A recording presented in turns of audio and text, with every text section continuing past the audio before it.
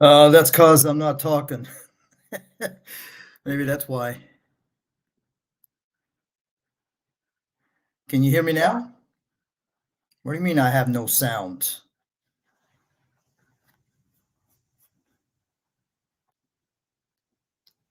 Oh, I know why.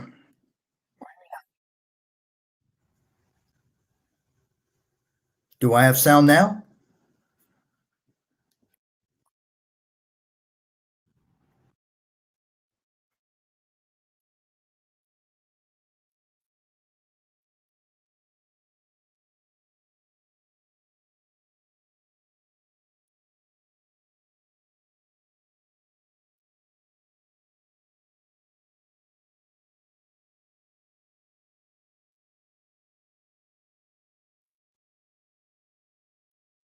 Not this crap again.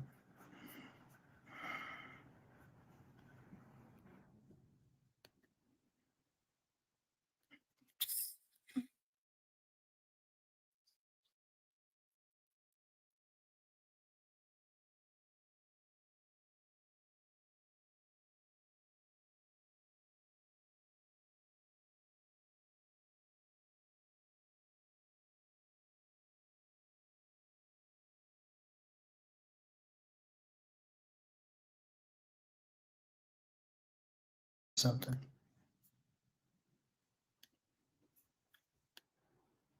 Do I have sound now? Okay, should have sound.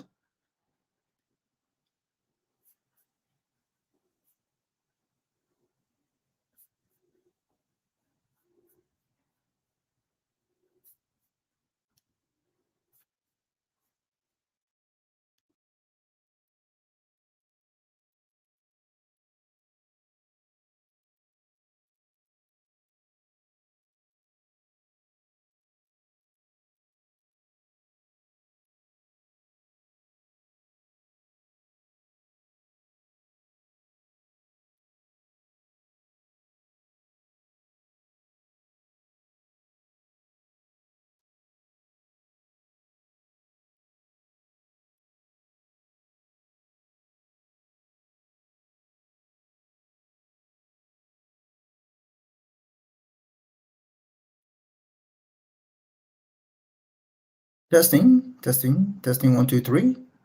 No, it shows that I'm talking.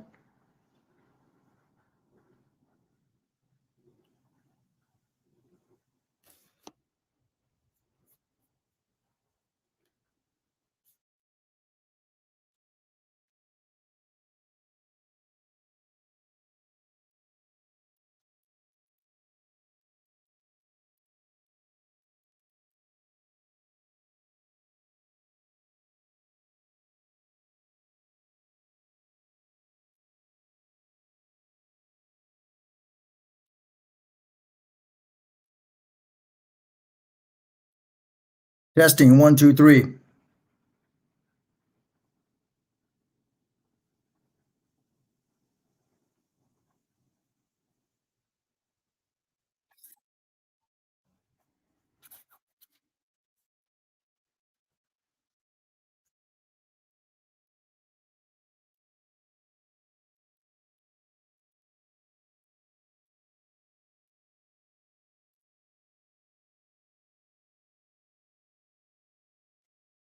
Okay, so we got this crap straightened out. For some strange reason, my avatar software does not load up. So I will not be using, excuse me, I will not be using an avatar. Not much I can do about it, but it is what it is. I did buy FaceRig, but I can't figure out how to download the sucker. I got it through something called SteamYards. So I need to. No, actually, Hoop, you're not late. I'm late. I had to reboot my computer. I was trying to get my avatar software that I've been using for the past week. The darn thing kind of died on me. So it's a Chinese software.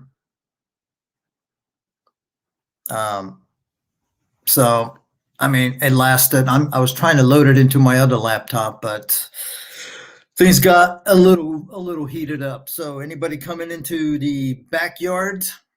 All right, let me share the screen. I guess I'll be doing this solo. Quran, Muhammad, can you see the Quran? Oh yeah, 2133. Okay.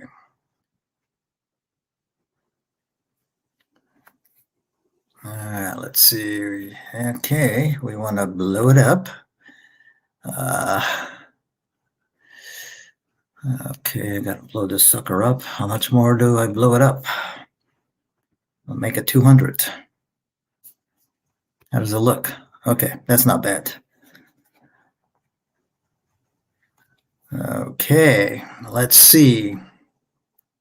I got that up. Okay, hold on a second. Let me turn off my other laptop because I don't need to. Let me come over here. Okay, we had 4. We're down to 2. So you guys can hear me, right? Can I get a thumbs up, a 1, like we do on Pal Talk? 1 if you can hear me. 2 if you can't hear me.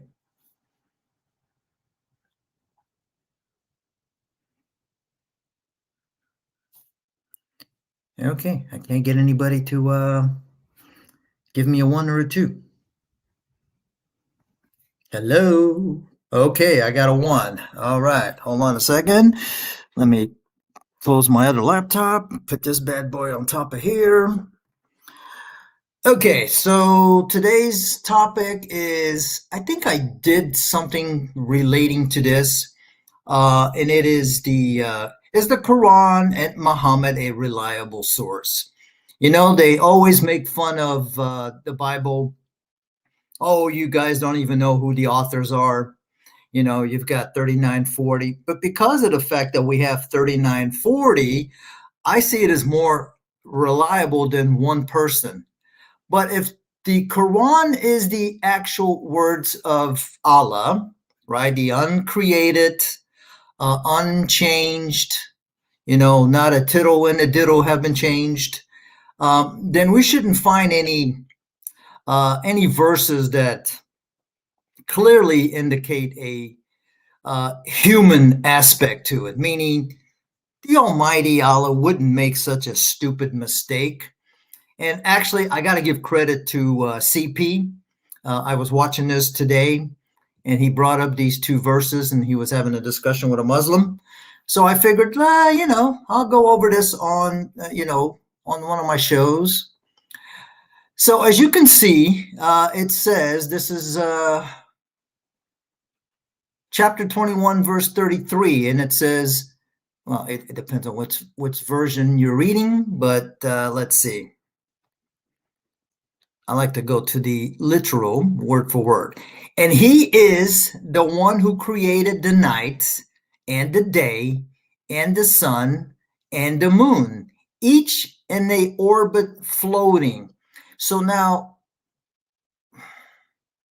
I got a problem when it says he is the one who created the night and the day, given the fact that night and day are not tangible objects. I mean, day is just because of the sun. So the sun creates sunlight, which causes us to be able to see things. The night is just the absence of the sun, right?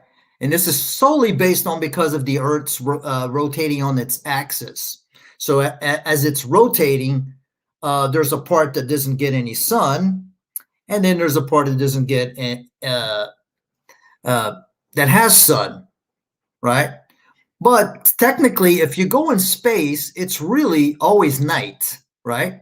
And the sun never stops shining. So that's a fallacy right there.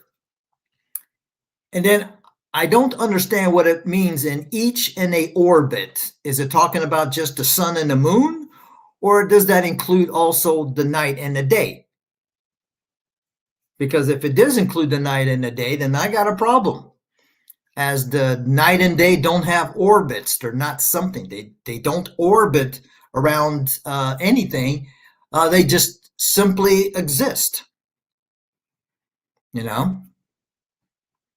So this would indicate to me that this verse did not come from Allah, okay, and in an orbit. Okay, so the sun and the moon have an orbit, but what happened to the earth? It would almost imply that the sun and the moon are orbiting around the earth. And then if we go to this, I hate StreamYard.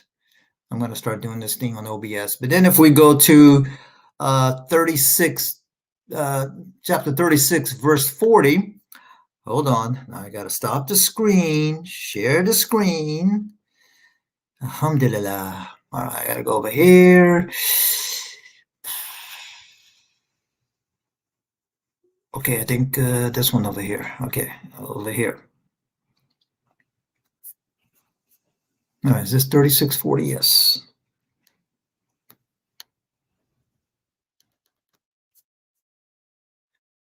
Let me see how it looks on StreamYard. Okay. So now we see this verse 3640 saying, not the sun is permitted for it, that it overtakes the moon, and not the night can outstrip the day, but all in the orbit they are floating. So again, this one clearly shows that it's talking about the moon in the night, right, and the day, and they have an orbit. Now the moon has an orbit, but where does the night and the day have an orbit? I'm not aware of that. Now some of them say swimming, some of them say floating. I really don't care. But here's the thing. So the moon, I guess, relates to the night, can't outstrip the day. So my understanding is the night is when the moon comes out. So the moon is an indication that it's nighttime. And then obviously the sun is an indication that it is, daytime. But it also says that the sun is not permitted for it to overtake the moon. What exactly does that mean? Is the sun and the moon in a race? Now, how would the sun overtake the moon? They're not on the same orbit. The moon is orbiting the earth as the earth is orbiting the sun. So if you want to get confused, just read the Quran.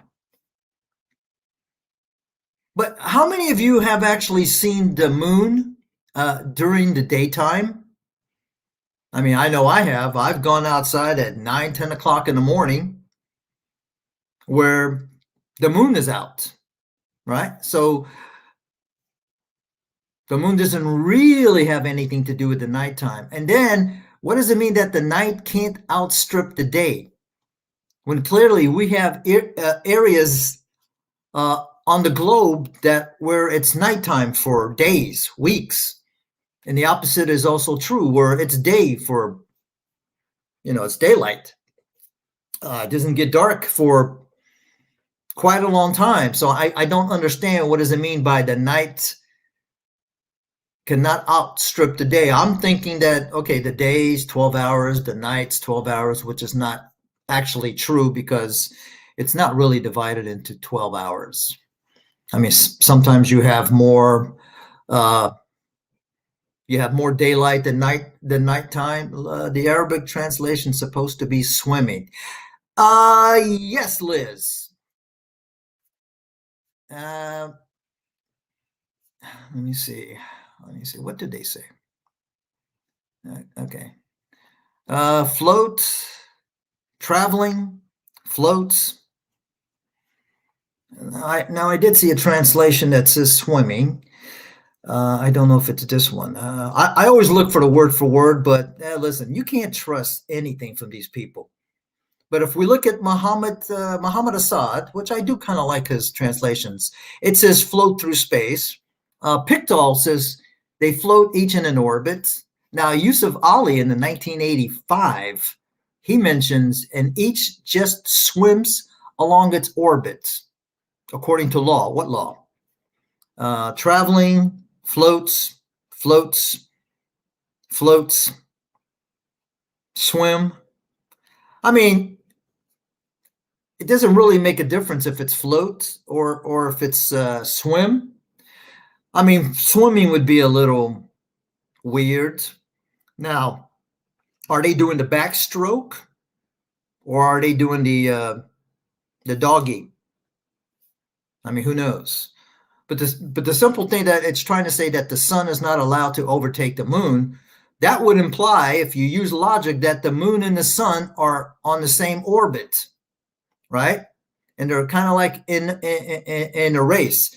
Now, if anybody's familiar, the sun is like, I think, 1.2 million times bigger than the Earth. Now, I don't know how much bigger the Earth is over the moon, but I'm pretty sure the Earth is way bigger than the moon.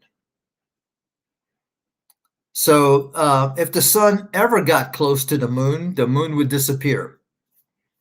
I mean, there would be no moon. So this to me is poetry, right? This is something that you would read in a poetry book. Okay, you got the night outstripping the day, which that's not correct, right? They're floating in an orbit, but we can clearly see that the sun and the moon can be out at the same time. Now I gotta, okay, stop the screen, share the screen, share the screen. Yeah, the Quran is a miracle. Can you see the sun and the moon in the daytime? Okay, share. Okay, now I'm going to have to blow this thing up. Come over here.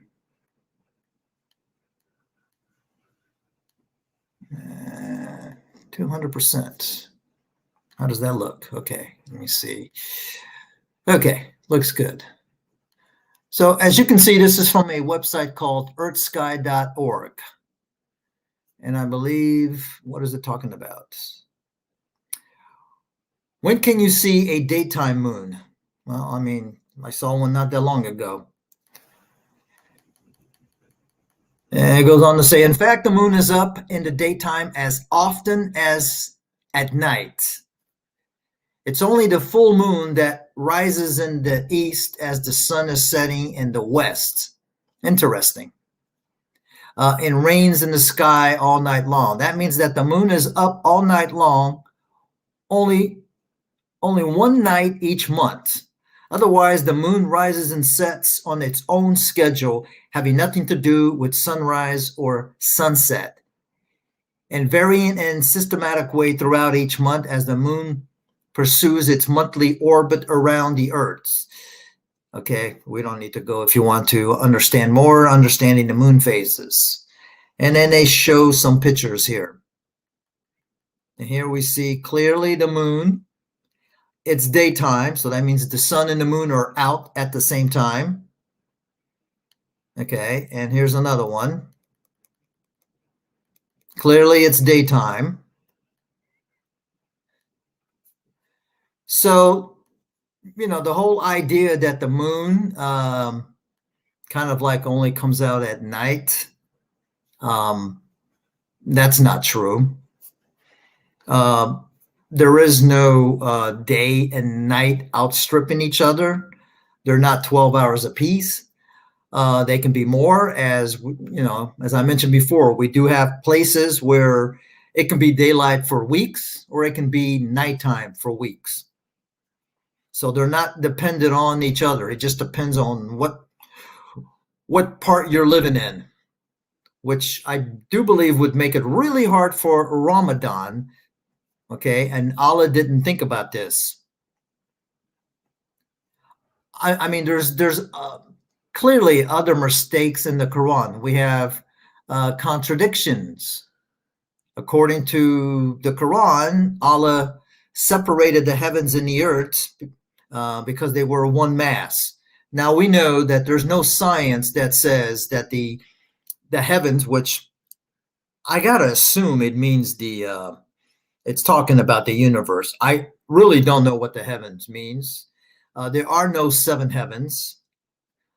That was taken from Babylonian mythology. And the seven heavens really refers to the seven planets that people could see back then. They didn't know that there was more than seven planets.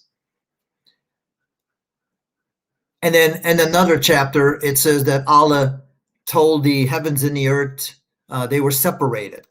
That to me is clearly a contradiction. Okay, the Big Bang does not say that the heavens and the earth were one mass, that they were separated. The heavens and the earth didn't exist at the same time. The universe is 13.5 billion years old. We are told that the earth is only 4.6 billion. So clearly you have about 9.5 billion years separation between when the universe was created and the earth and the planets were created. So nothing was separated. I don't know if you guys saw the video between David Wood and Sheikh Farouk, where he mentions everything came from water, the water vapor turned into smoke, and the universe and our solar system was created from smoke. I think Sheikh and Allah were smoking the big one. So if the Quran was truly a book that is the uncreated, unchangeable, uncorruptible words of Allah, which, by the way, Allah never spoke any words to Muhammad. And I'm not talking about some imaginary trip to the seven heavens, okay? That also comes from the Zoroastrians, where Zoroaster took a trip to the heavens. The same thing with the bridge over hell where the Muslims have to cross. That also comes from the Zoroastrians, and they existed long before Islam ever pooped out. I mean, you have scientific errors in there. You have historical errors in the Quran. The Quran in Islam, they have no historicity. They have no archaeological support. We know that many of the cities and locations in the Bible are verified by archaeological diggings. So we know that certain cities, certain people existed based on archaeological evidence. We don't have any archaeological evidence for Islam. We don't have any archaeological evidence for a Mecca, given that Mecca was supposed to be a thriving city. I mean, Abraham and Ishmael were there. Ishmael lived in Mecca. So we should find some remnants, some artifacts of people living there, but yet we have found absolutely zero. And probably another reason why the Saudi Arabian government is pretty much cementing the whole area. And while they're building those high rises, nobody has ever found any artifacts to suggest that Mecca was a thriving city. We also know, thanks to, XYZ, we also know, thanks to Apostate Prophet and a book called the Book of Idols, that there was multiple Kaabas. There wasn't just one Kaaba. As a matter of fact, you can go, I believe it's in Afghan, and you can see a Kaaba that's built in there. We know that per the Hadiths, Muhammad sent, I don't know if you want to call it an army, but I think he sent at least 150 of his little buddies over to Yemen, and they destroyed the Kaaba that was there. So I don't understand. What's the significance of the Kaaba in Mecca when there were other Kaabas that were around? More than 24, 27, I forgot. I don't know. The book called the Book of Idols mentions, I think, 4. I don't know about 24 or 27, but let's say that there was just 2. How do I know which one Abraham and Ishmael built? Maybe it was the one in Yemen. Maybe it was the one in Afghan. I mean, who knows? So this whole thing is, oh, okay. I didn't see that one. I did see the Apostate Prophet did one just, I think, recently, or maybe it wasn't recently, but anyway, it was the first time that I saw it where he's kind of debunking the whole narrative that there's one Kaaba. So besides and I'm not really going to touch on it because I'm not an Arabic speaker, but besides the linguistic errors that you could find, the grammatical errors of the Quran, I mean, why would Allah make, grammatical errors in the Quran? Hey, I mean, we all could be wrong, you know. But what's very interesting is that, let me see, let me pull up my hadiths. Hadiths.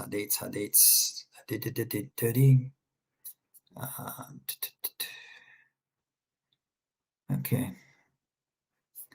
Let's go over here.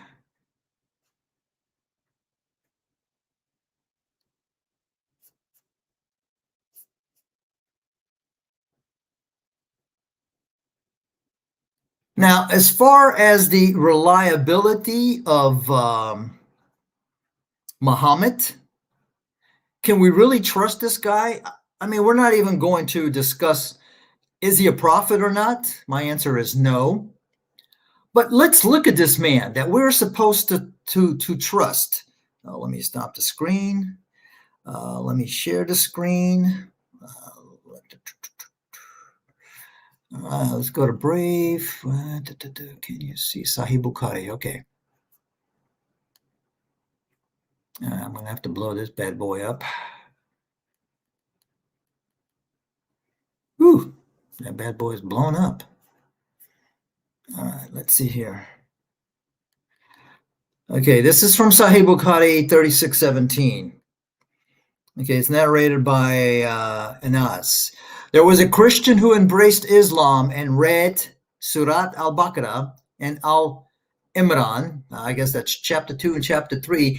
And he used to write the revelations for the prophet. So here's a Christian who, as Muslims would say, reverted to Islam, right? And he used to write for Muhammad.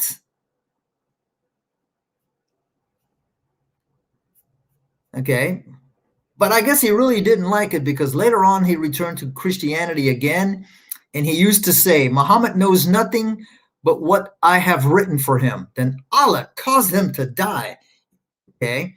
And the people buried him, but in the morning they saw that the earth had thrown his body out. They said, this is the act of Muhammad and his companions. So they dug the grave of our companion and took his body out. So basically, this goes on for about 4 times. They bury the guy. The earth supposedly spits him back out, and this is supposed to be a sign that he lied. I mean, seriously, who is buying this nonsense?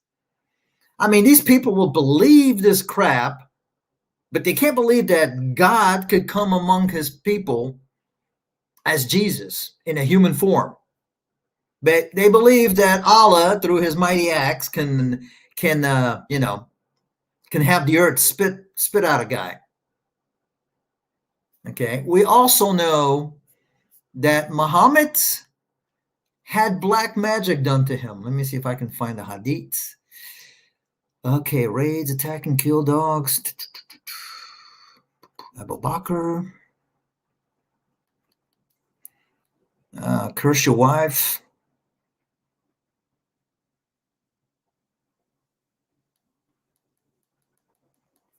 Come on, stop playing around. False marriage, suicide. I know I got this somewhere. Attacking the dogs, black stone, burning the trees, Jews behind a rock. All right, Allah agrees with Umar. Sahih Bukhari.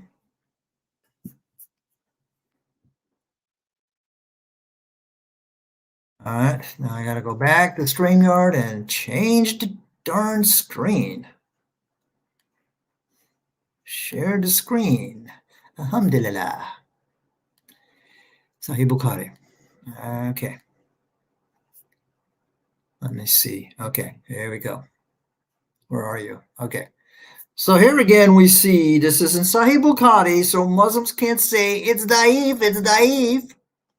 Narrated by Umar bin al-Khattab. I think Umar, this is the caliph.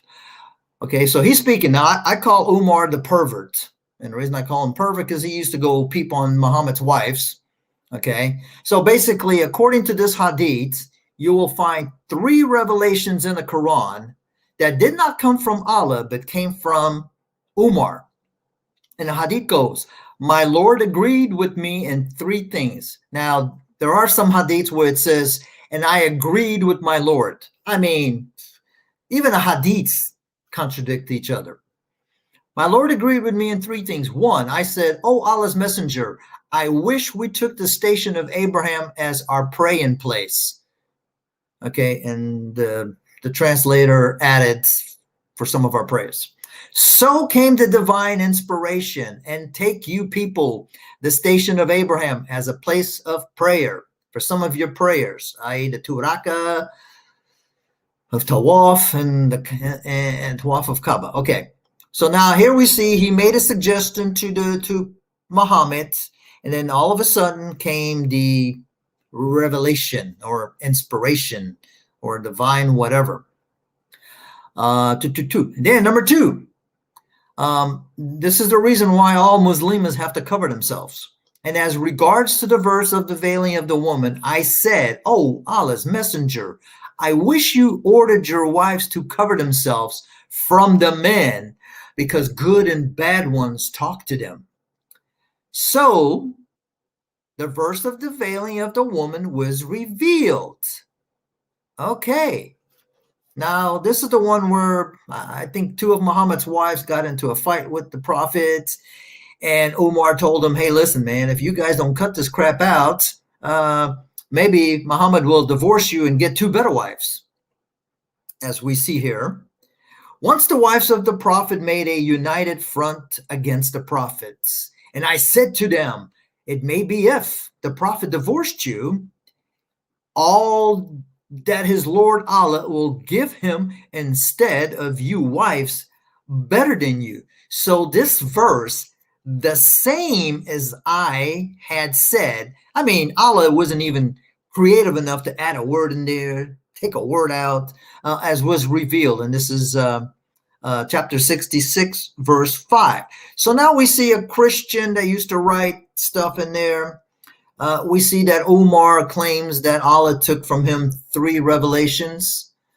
Okay. I mean, is this the kind of guy that you can trust? Let me see if I can find some more. Okay. Yeah, here's one.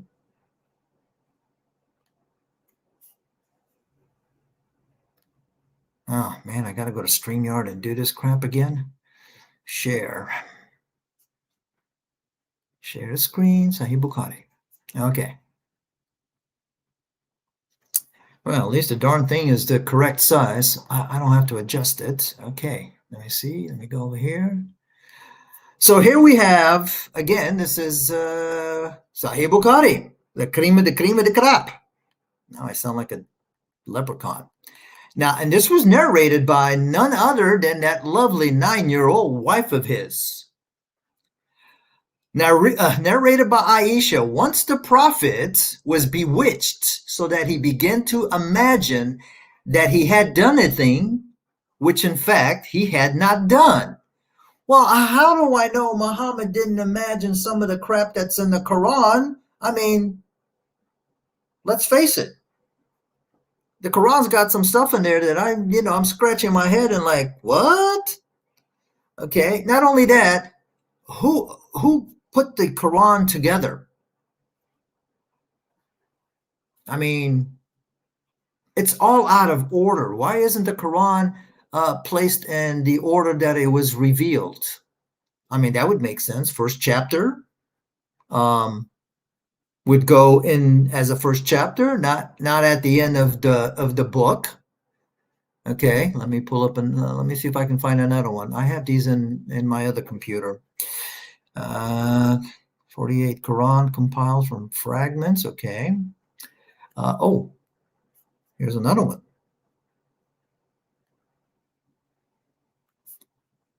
Okay, gotta go to StreamYard, share the screen.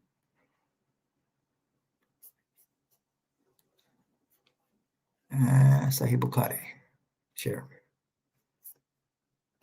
Okay, so this is from Sahih Bukhari. And here we find, this goes along with the one that I just finished reading. Okay, if a dhimmi practices magic, can he be excused? For a minute there, I thought it was, can he be executed? Again, this is no, this is not it. Where's the one that has the sex? Come on, man. What's wrong with you?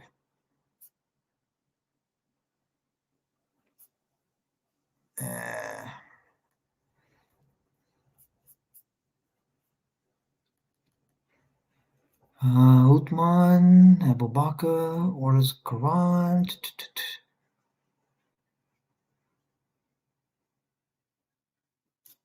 Okay, forgets verses. Let me see if this one is Book of Zakat. Messenger.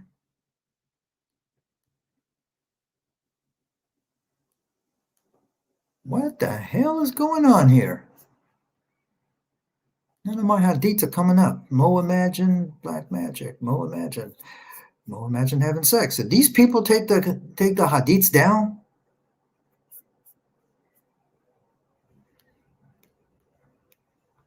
Ah, here we go. I found you, little sucker. You were hiding. Share the screen. Oh man, this is really a pain in the butt. Let me see. Okay, here we go. Okay, this is Sahih Bukhari 6063, narrated again by that lovely 9-year-old wife. The Prophet continued for such and such period, imagining that he has slept, i.e., had sexual relationships with his wives, and in fact, he did not. One day he said to me, "O Aisha, Allah has instructed me regarding a matter about which I had asked him. There came to me 2 men. One of them sat near my feet and the other one near my head." Now, this is going to be interesting. The one near my feet asked the one near my head, pointing at me, "What is wrong with this man?" Okay. If Allah sent these 2 guys, shouldn't they know what was wrong with Muhammad? The latter replied, "He is under the effect of magic." The first one asked, "Who had worked the magic on him?" The other replied,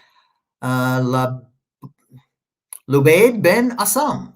The first one asked, "What material did he use?" The other replied, "The skin of the pollen of a male date tree with a comb and the hair stuck to it, kept under a stone in the well of Darwan."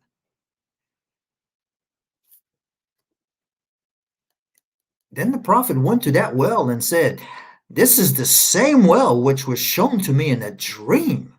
Oh my God. So here we have another effect of the black magic. I mean, this is really some good, serious black magic, that a man would said to have 9 or 11 wives couldn't remember if he had sex with them. I mean, how do you imagine having sex with 9, 11 wives? And I mean, that's just beyond me. But what do I know? Hell, I don't have 9, 11 wives to have sex. Maybe they were ugly. Who knows?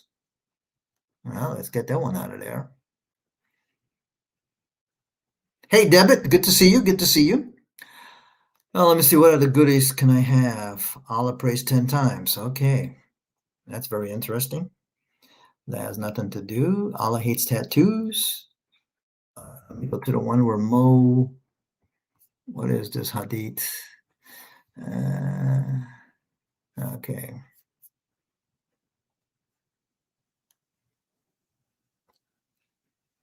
Okay, Mo fights Satan.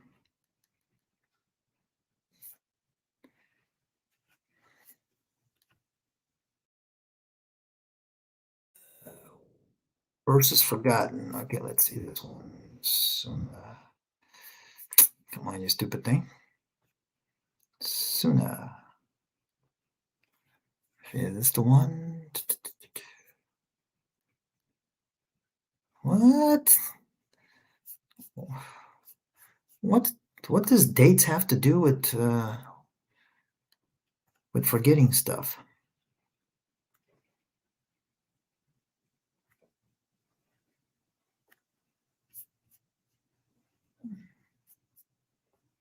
All right. Let's check this one out here.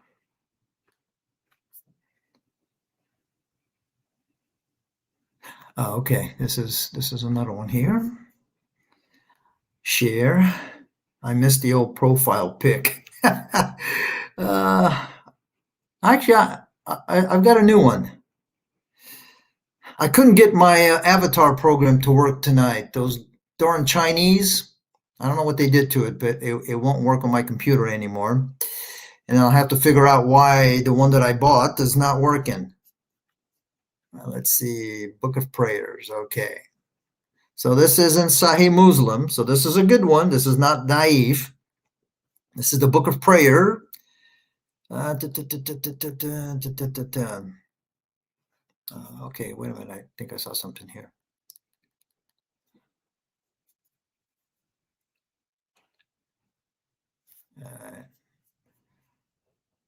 Now there's a good excuse for this one here. Okay, again, this is from the lovely 9-year-old wife. Aisha reported that the Messenger of Allah heard a person reciting the Quran at night. Upon this, he said, "May Allah show mercy to him. He has reminded me of such and such a verse which I had missed in such and such a surah." So here we see Muhammad forgets, right? Now I know the excuse is Allah made him forget. Now, why would Allah teach Muhammad to memorize a verse and then make him forget? I mean, I'm just dumbfounded by the logic of Muslims. Allah makes you remember so that he can make you forget. Why can't he just give you the correct verses and that way you don't have to do anything? Hey, God bless you too. Good to see you. Yeah, I know, almost 200. You know, I'm soon I'll have 1,000, and and I can start putting my what do you call it? My super chat. Let me see if there's any more. Quran compiled, squeezed, and guys, finger looking good. Good, right? Now we did that already. Satan creates the camels. Bald snake. Okay. Okay to lie. Okay to lie in order to kill. Okay. Let's see this one. Muslims say that Islam teaches you not to lie, but is that actually true? Okay. Okay, back to StreamYard. Share. I do remember Quran where it says Allah won't cause Momo. Yeah, that's a contradiction, Debit. I'm going to have to look for it. But you're right. I mean, the Quran is just a book of contradictions. The Hadiths are just a book of contradictions. Let me see. Is this on the screen? Yes, over here. Okay, so this, again, we have from Sahih Bukhari 4037, narrated by Jabir bin Abdullah. Allah's messenger said, "Who is willing to kill Ka'b bin, whatever his name is? Who has hurt Allah and his apostles? How do you hurt God? For God's sake, it's God. Who's going to hurt God?" I mean, is this stupid or what? Thereupon Muhammad bin Maslama got up saying, "Oh, Allah's messenger, would you like that I kill him?" And the Prophet said, "Yes." Muhammad bin Maslama said, "Then allow me to say a false thing, i.e., to deceive the guy named Cobb." The Prophet said, "You may say it." So, ladies and gentlemen, here we have Muhammad approving, giving the seal of approval, the stamp of approval for a man to lie in order to assassinate somebody that he didn't like because it hurt Allah's feelings and Muhammad's feelings. But I thought it said Islam doesn't teach you to lie. You know? So how do I know Muhammad didn't lie about anything else in the Quran? I don't. You don't.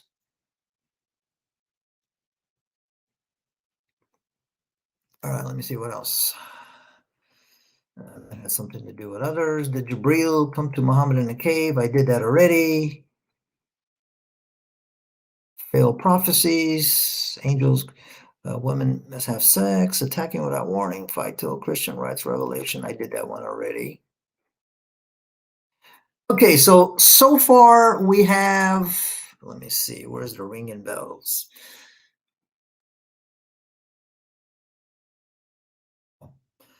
Bells. Oops, come on.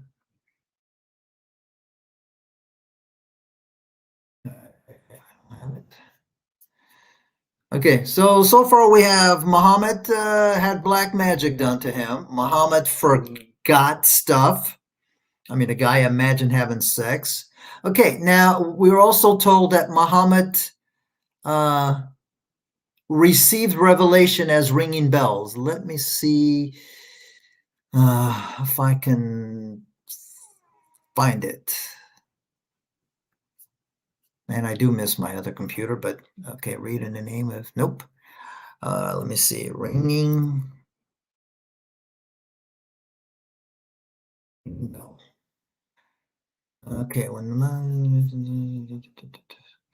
what is only the fire, supposed to ring a bell.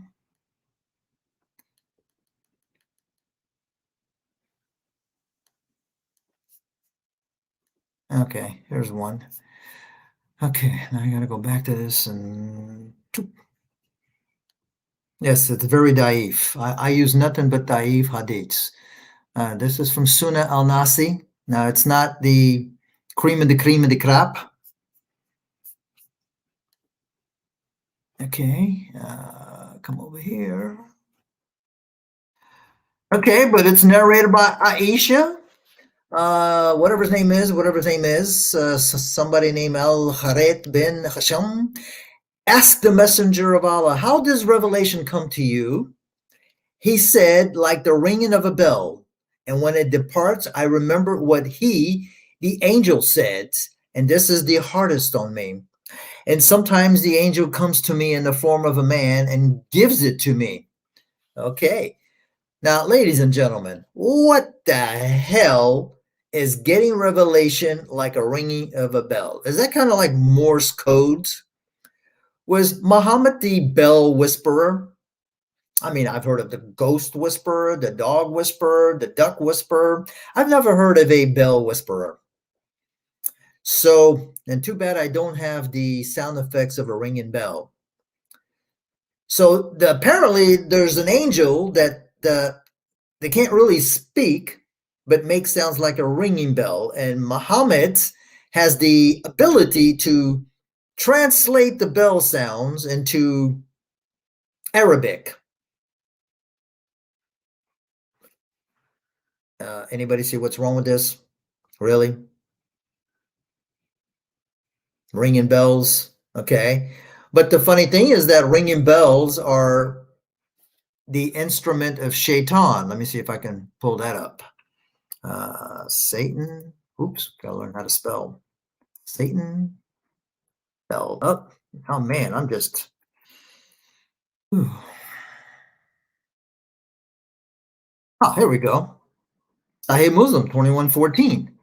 Abu Huraira reported Allah's messenger, may peanut butter be upon him, as saying, the bell is a musical instrument of Satan.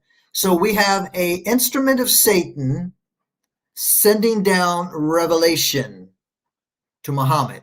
So we have black magic, Muhammad imagined, Muhammad forgot, he got revelation as the sound of bells, which is an instrument of Shaitan. Now, we also know that Muhammad was the puppet of Satan, you know, the satanic verses. Now, they can deny it, but their sources claim that Muhammad said the satanic verses trying to appease the pagans. So if Muhammad couldn't tell the difference between the words of Satan and the words of Allah, I mean, we got a problem. A brother made a remix of How Momo Got Revelation by the Sound of Bells featuring CP. All right, I'll have to take a look at that. Okay, so is this a person that you can rely on? Because let's face it, he is the only one where the Quran comes from. Unlike the Bible, we have what, 39, 40 people that wrote the Bible from the Old Testament to the New Testament, right? So we have different views on different things from different time periods. But here we have absolutely one person who, in a court of law, I would have him tossed out as a witness. He would not be able to be used as a witness just based on this, you know. But we're supposed to believe that the Quran is the words of Allah. I still cannot find anywhere where Allah says that he gave revelation to Muhammad. If we notice in the Bible, when God wants to give revelation, he doesn't send Jibril. Did God send Jibril to Moses? No, I do not believe so. Okay. God usually speaks to you by different means, usually a vision or a dream. Okay. He doesn't send third parties. And when you send a third party, it is no longer your words, it is the words of somebody else. If I told Debit to tell Piers something, right, how would Piers be able to know that what Debit is telling him is exactly what I told Debit to tell Piers? He wouldn't. The only way that you can verify what Debit said is to ask me.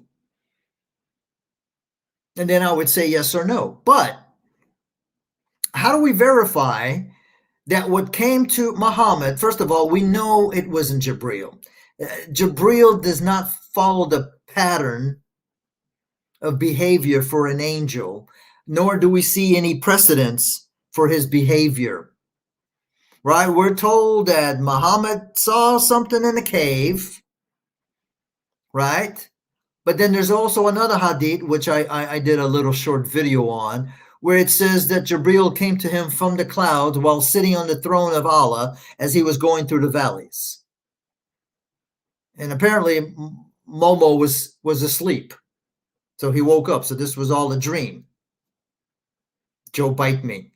I thought I was the only one that used to say Joe bite me. Or joke bite me. I called Joe bite me.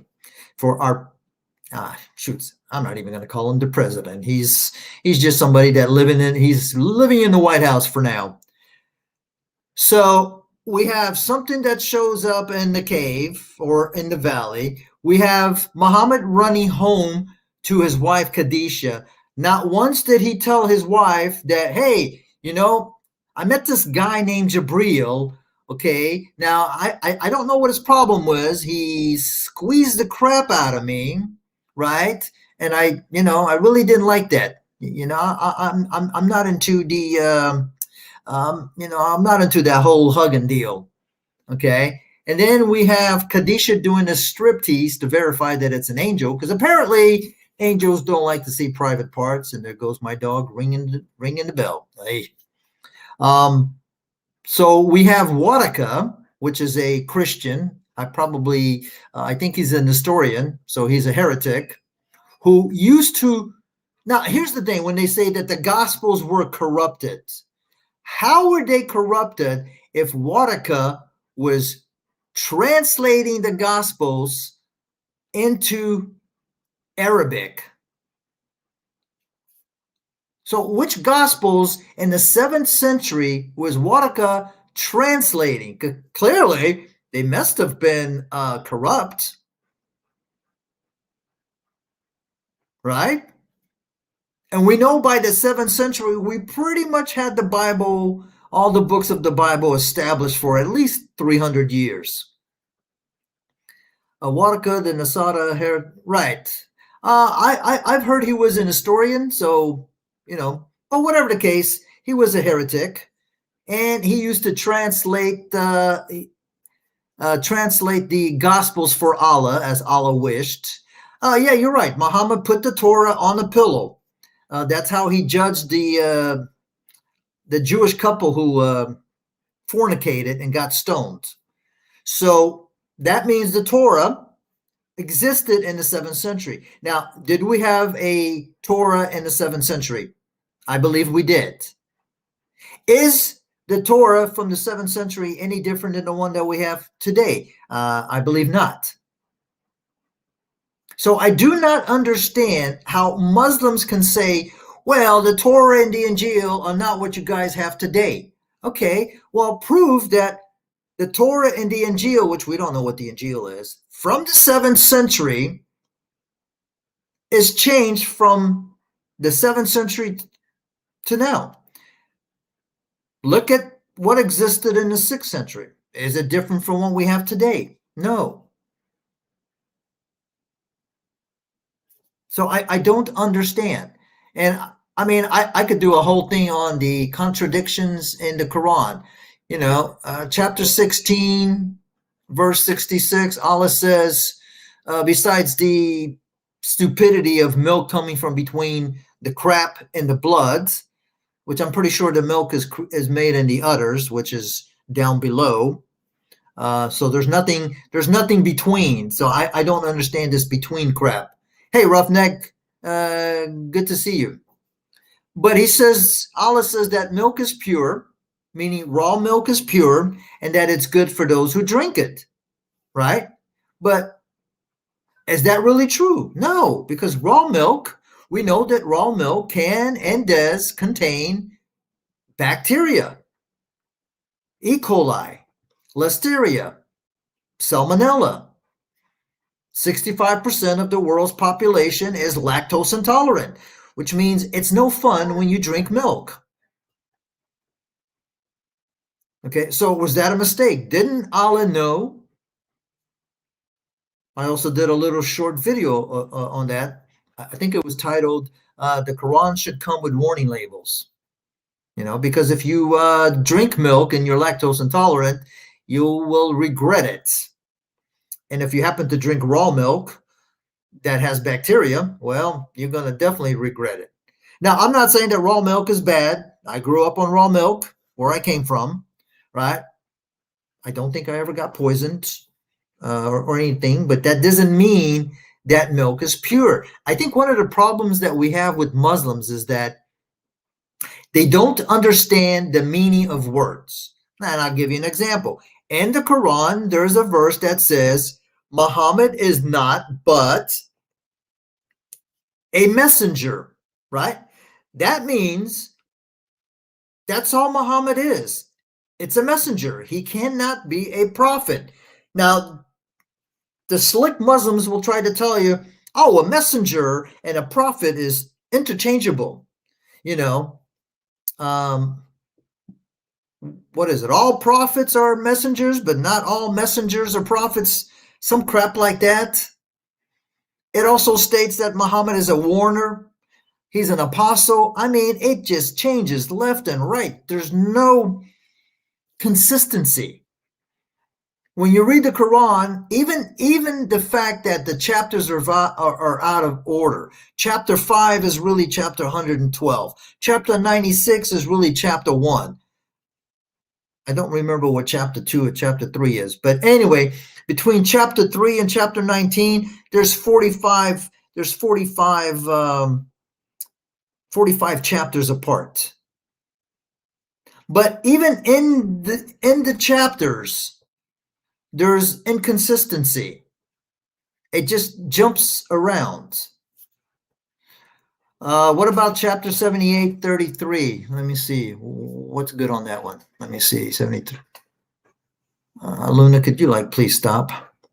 Oh, okay. Right. So I take it that a plain warner is also the same as a messenger, is also the same as a prophet.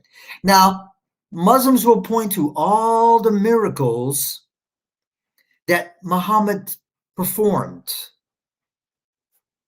But how could Muhammad perform any miracles when the Quran itself says that Muhammad was not given any miracles? He was not given any signs, and he sure as heck was not given any prophecies, right? So are Muslims throwing Allah under the bus? Hey, she's doing much better, but right now she's driving me nuts. I should have locked her up. I think she wants to go out. And when your 136-pound girl wants to go out, you got to listen to her. So, I mean, how can the Quran be from God? Chapter 96. Where in chapter 96 does it say, well, first of all, who is actually speaking in chapter 96? Is it Allah or is it Jibreel? I mean, I don't know. If you read the hadiths, who is it that came to Muhammad and said, read in the name of your Lord? Okay, let me see. Chapter Surah. Let me see. Let me pull that up so I can see what you guys are putting up there. What was it? StreamYard is better. 11:12. 11/12. All right. Let me add the screen. Share. Brave. What am I looking at? Okay. Ayahud. Okay, StreamYard.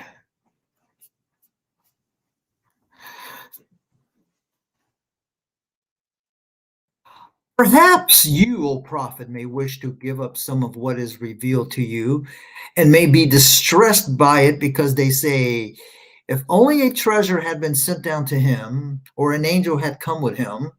You are only a warner, and Allah is the trustee of all affairs. Okay. Well, we also have sources, Islamic sources.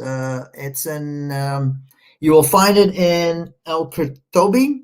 You'll find it in Tafsir Ibn Kathir, where the Muslims can't even agree on how many verses are in the Quran. So if we have Muslims who can't agree in how many verses in the Quran, how do I know which Quran is correct? We have hadiths that says such and such verse was the size of, such and such chapter was the size of such and such chapter, but now it's only 73. And I think it was supposed to have 286 verses, but now it only has 73. What happened to the other ones? We also know, I think that the guy's name is Saad or Saud. He did not like the Quran from Abu Bakr. Now, here's another thing that Muslims like to tell you. Oh, the Quran is not written. The Quran is memorized. Well, I got some bad news for you. Unless you're one of those people that can memorize things like lickety-split, right? Either you're going to have somebody keep repeating it to you over and over and over and over until you memorize it, or you're going to have it written down. And we know it was written down. Muhammad had scribes. Even if Muhammad couldn't write, which is BS, because I did a video exposing Sheikh Farouk, who said Muhammad was illiterate, when I presented 16 different sources that say Muhammad could read and write. So he's going to have to throw all those sources under the bus. Sheikh Farouk also lied and said that the angels and the jinn were created from water, when his sources say the angels are created from light and jinn are created from fire. Some say smokeless fire. Okay. How do you get fire from water? You don't. How do you create light from water? You don't. Light is not something that you can hold in your hand. Okay. Light is just different spectrums, and depending on the spectrum, you can see it or maybe not. We can't see ultraviolet lights because it's not in the spectrum that's visible to us. So how do you trust these people? And then you have Muslims that will applaud, right? That will call David Wood, oh, you're an idiot. Why is he an idiot? The idiot is the guy who says male and female sperm, implying that males have sperm and females have sperm. But that's okay, because according to the tafsirs, when it deals with the backbone, the gushing fluids that come forth from between the backbone and the rib, well, it mentions that we're created from two gushing fluids. One that comes from the backbone or the loins of a male, and another sexual fluid that comes from the breastbones of a woman. So if you're a woman, please check your breasts at the door. I would not like to get, shot in the eye by some sexual fluids. Muslims don't understand that the female egg is not a fluid. It's an egg. So therefore, there is no such thing as two gushing fluids getting together.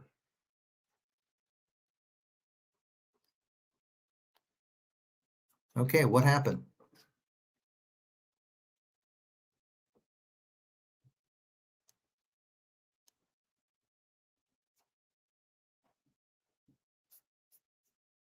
Okay, my screen went blank. What's up? Hello? Oh, come on, browser.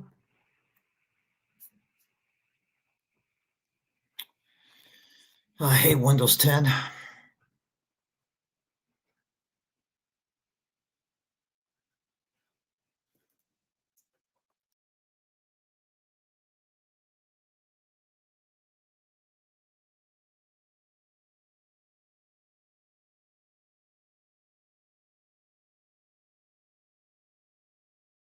Okay, my browser is back. Man, I just bought a brand freaking new laptop, although it has Windows 10, and my browser just crashed. Well, it's a good thing I didn't say anything that I wasn't supposed to. Windows 10, Windows 10 sucks, roughneck. So, I mean, I don't even know where I was at now. This really craps my goat. Okay, we have the hadith, which Muslims say is weak. It's okay. Why are you doing this? I'm telling you, I think the Chinese took over my computer. I knew I shouldn't have loaded that LimeView crap. Now there goes my browser.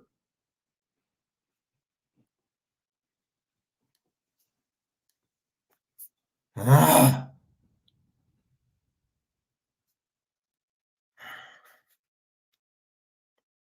Okay, this is weird. This is the first time this has happened to me since I got this computer a month ago.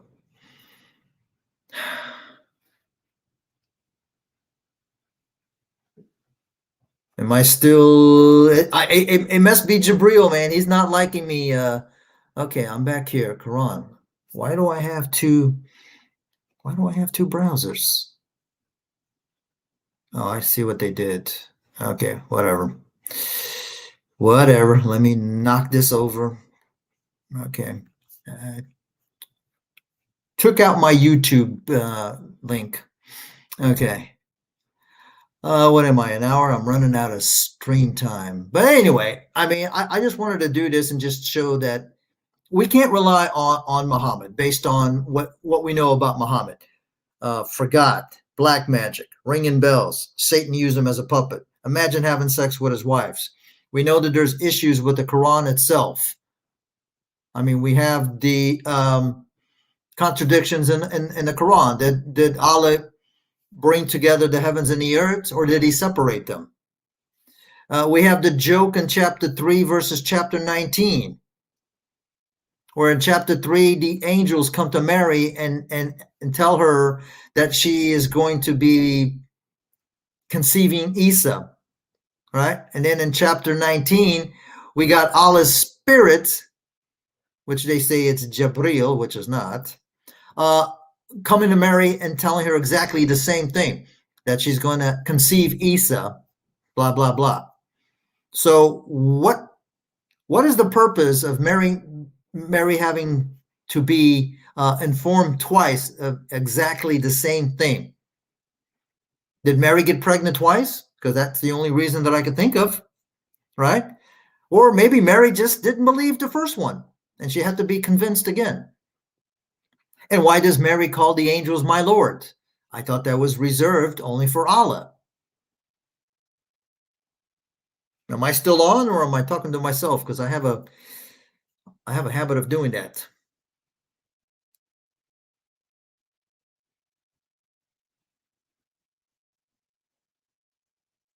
So can we trust the Quran? And my answer is no. There's stupidity in the Quran. There's historical errors.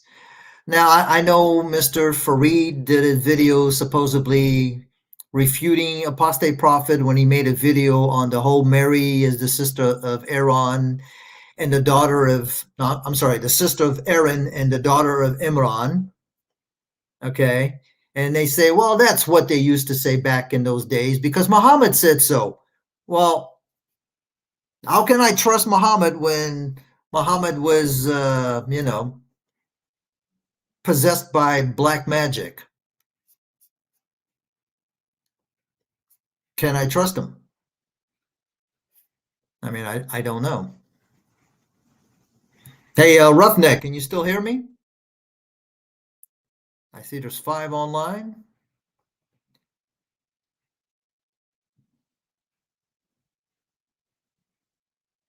Hello, is anybody here?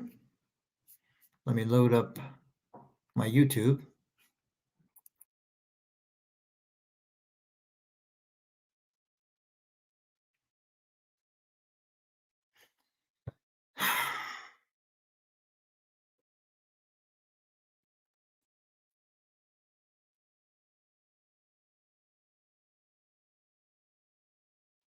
Oh, okay.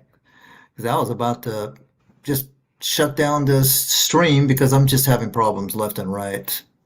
Anyway, it's an hour and 14 minutes. I think I only have like 3 hours left. I'm trying to save that up for the weekend.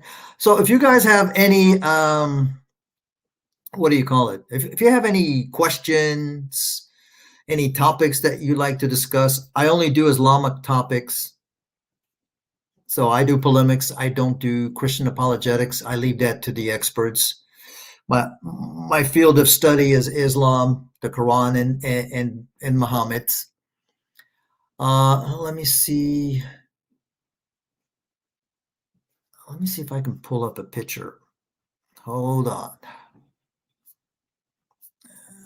Okay.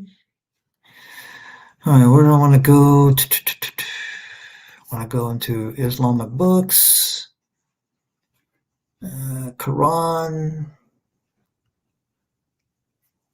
Final Testament. Oh, please don't tell me you're going to load up. Yes, you're loading up the wrong thing, buddy. All right, we're going to have to load you up on Brave. Open with Brave. And then I got to go here. Hey, Roughneck, man, if you know of a good browser, because I can't find a browser that works with stupid Windows 10, that does not crash or does not freeze. Okay, come on, share. See, there you go. Froze again.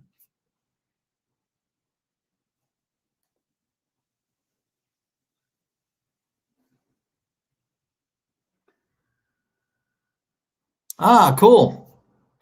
I'm a little too old for that, but oh, I'll have to try Opera. I mean, but here's the thing, Roughneck. I've tried that on my other laptop, and it still doesn't work. You're using who? Crying? Never heard of that one. I'm using Brave because it kind of supposedly hides um, your IP address. All right, let me blow this bad boy up. Let me go to page oops, 74.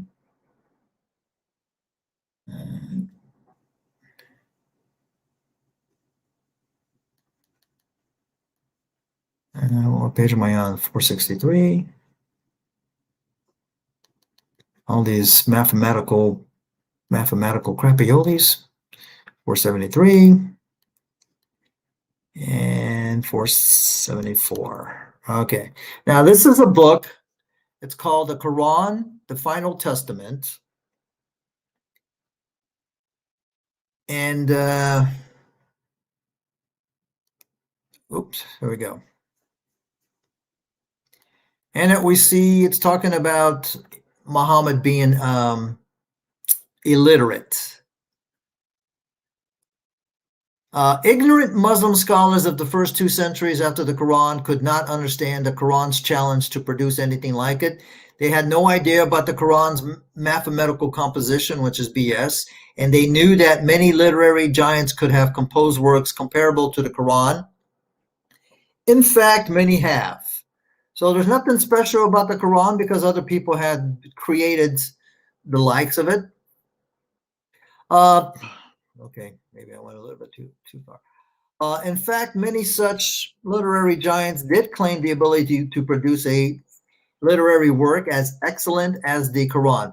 The latest claim came from Taha Hussein, the renowned Egyptian writer. The ignorant Muslim scholars then decided to proclaim Muhammad an illiterate man.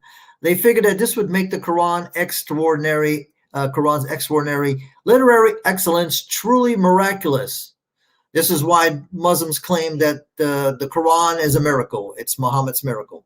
The word that these scholars relied on to bestow illiteracy upon the prophet was ummi. Sometimes I believe it's ummi.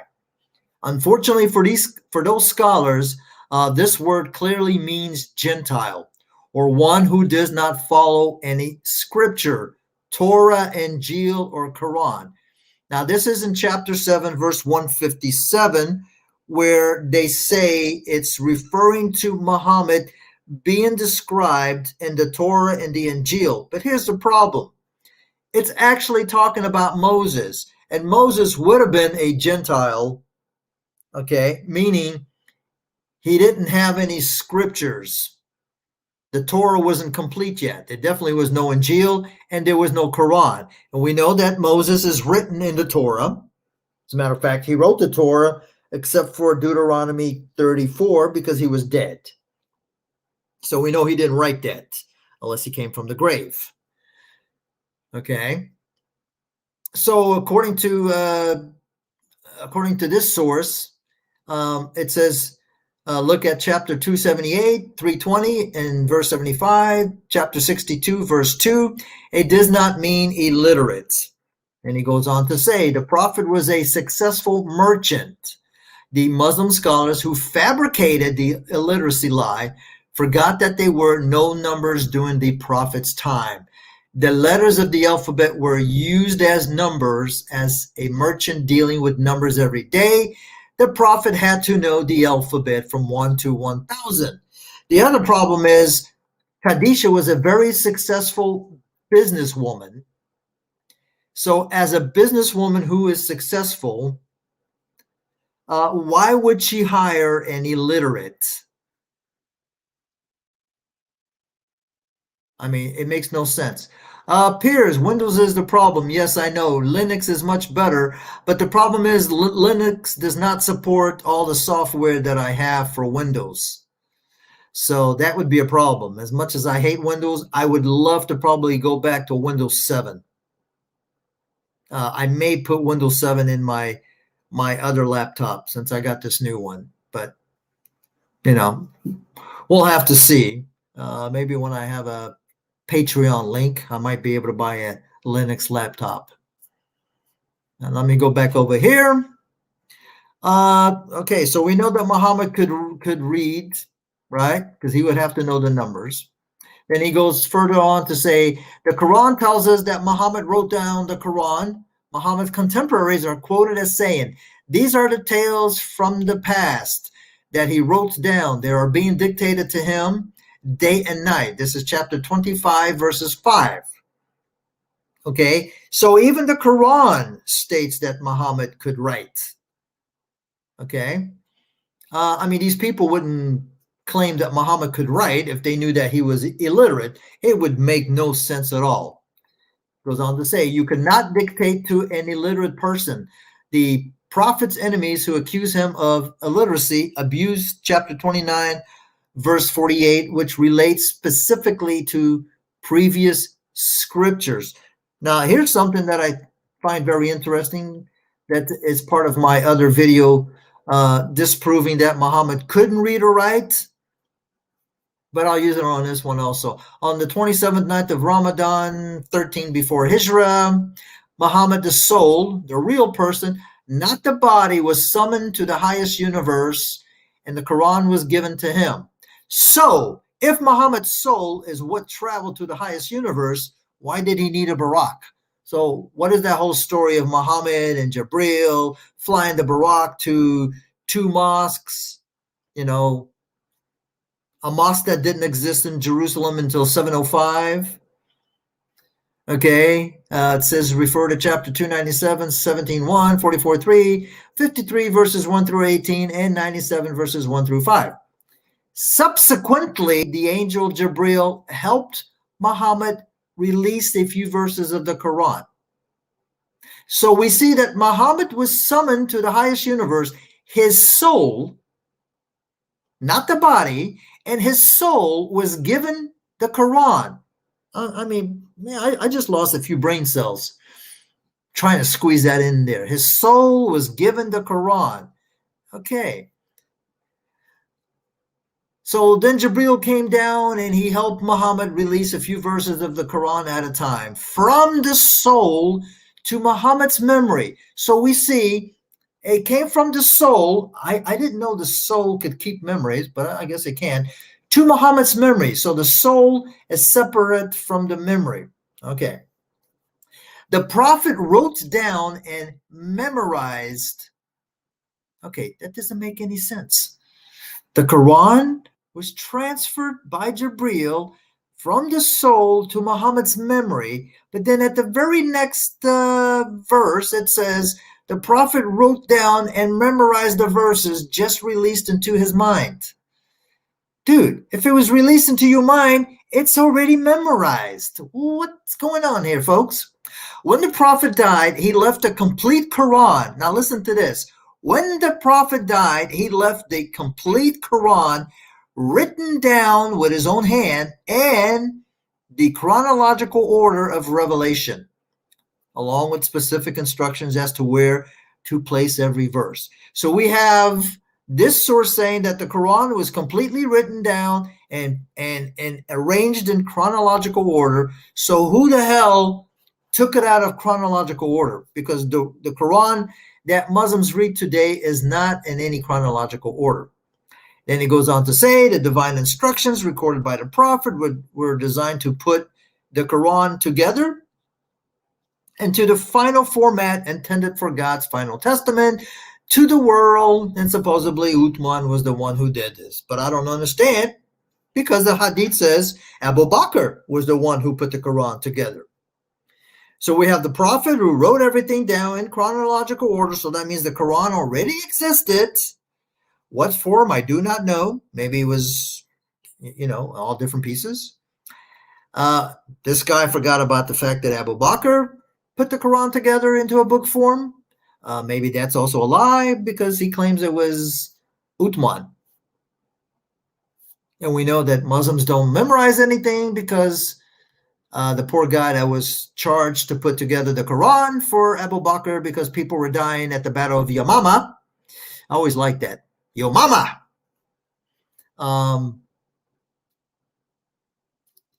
Had a problem putting it together. I mean, he complained and says, you want me to do something that even the prophet himself couldn't do. Okay, it would be easier for me to move a mountain or something to the mountain than putting it together. So if it were really truly memorized by the Muslims, then Abu Bakr should have had the Quran memorized, right? Piers, I don't believe it was burned. There's a contradiction. I believe there's a hadith, and I think it's in Sahih Bukhari, which says that everything was burned, but the book is returned to Hafsa. And then there's another hadith that says everything was destroyed or burned. It does not mention the book being returned to her. But we do know that there was a book. Hafsa did have it. Now, here's another reason. Why the hell would the lady keep the Quran under her bed for all those years? I mean, does it make sense? You go through all that trouble to write the Quran and you put it underneath your bed all this time, right? And why didn't Abu Bakr just say, hey, let's use Hafsa's Quran, okay?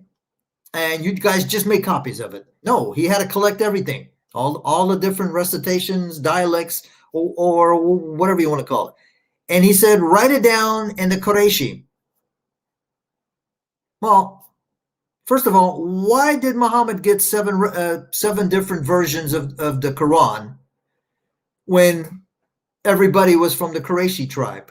It wasn't until much later, after what, from 610 to 622. So for 12 years, he lived in Mecca. I mean, how many different dialects could there have been in Mecca? And why would you need? Also, you can't write a dialect. During the time of Muhammad, you would have had only the rasam, the consonantals. So you wouldn't be able to do any dialects because you didn't have the dots, you didn't have the kasra, the dhamma, and all the other crap. Okay, so that's all bull crap. And guess what? Even during the time of Uthman, they still didn't have the dots and the diacritical marks. That came after Uthman. So again, another lie. We know the Quran had no chapter names and no verses, because if you look at the early manuscripts, there's no such thing as a chapter or a chapter title or verses. So again, same thing with the Bible. If you look at the early manuscripts, there's no titles. Those all came later from men. So everything, as far as the claims go, is a lie. Now, let me see if I can pull up. Okay, I got this in the pictures, images. Quran, nope, oh, be quiet, girl. Images. Where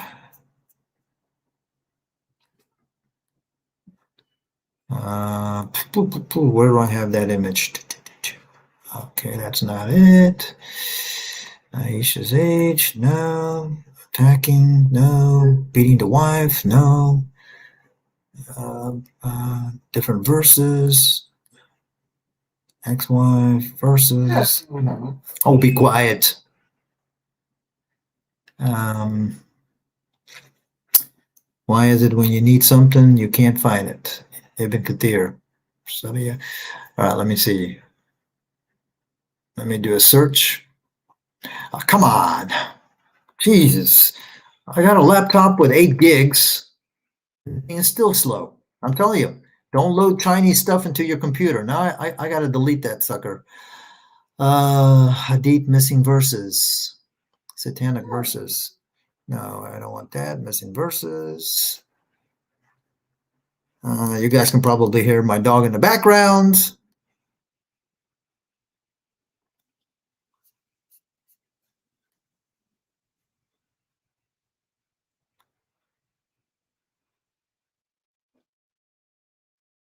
What is this? A PDF? First contradictions? Okay, that's not it. Yeah, I'm a little disorganized today. Anyway, I can't find it, but it's in Ibn Kathir. And the damn thing froze again. All right, I'm going to take you out. Just hold on a second, sweetie. Okay, guys, it looks like I am frozen again.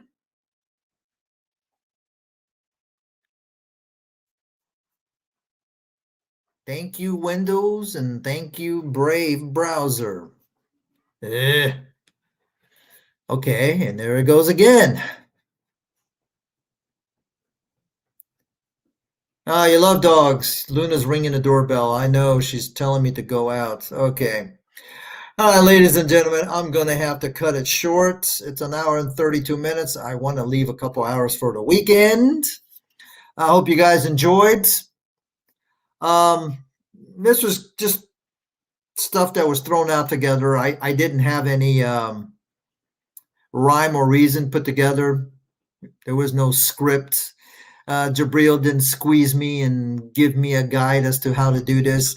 I just wanted to, I guess you could say, shoot the breeze, and just talk about some of the issues that I have with the reliability of the Quran. I'm going to have to try Opera, Roughneck, but does Opera provide me with a little bit of privacy? Have a good weekend. Wow, man, today's only Wednesday. I wish it was the weekend, XYZ. I still got 2 more days of work, but I will take Monday off. Due to the fact that the 4th of July is on a Sunday, I'm going to take Monday off, so I'm going to have a 3-day weekend. So anyway, I'd like to say good night to everybody. Thank you for stopping by, the ones that did stop by. May all have a blessed night, a day, or an evening. I don't know what time zones you are. And we'll see each other again. Okay, it's got VPN. Great. That's what I need. So take care, everybody, and thank you for coming and supporting. Oh, no problem, Liz. Stop on by more often. Subscribe to the channel so that way you get notifications. And hopefully next time I'll have my artificial avatar back to working as soon as I find out what the Chinese did to my computer. Open source browser. Okay. All right, guys. I'll take your advice, Roughneck. I'm going to go look into Opera and see how it goes. All right. Good night. See you guys next time.